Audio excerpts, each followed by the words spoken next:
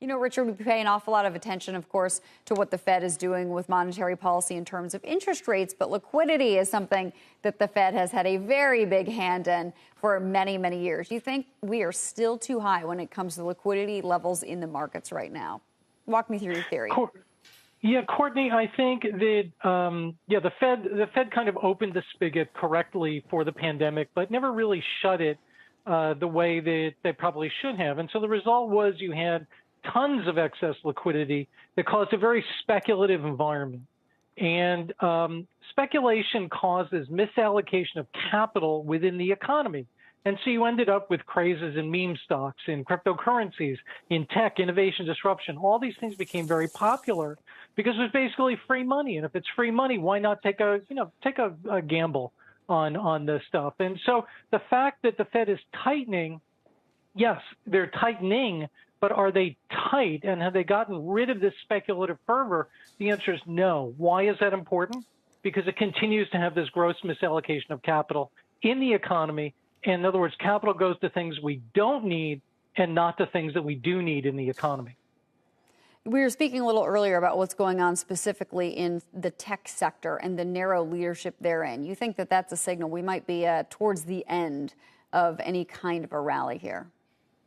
I do, Courtney. I think that one has to remember that when you begin a bull market, you have kind of the wind at your back. And what happens is that economic boost propels all companies, right? A rising tide lifts all boats. And as the economy matures and you begin to lose that backdrop, that stimulus backdrop, more and more companies begin to fall by the wayside. The market becomes increasingly Darwinistic and leadership gets narrower and narrower and narrower, meaning that fewer and fewer companies can support themselves. Well, that's the end of a cycle. That's not the beginning of the cycle. And so given that parts of this rally have been that same narrow leadership, argues it's not the beginning of something.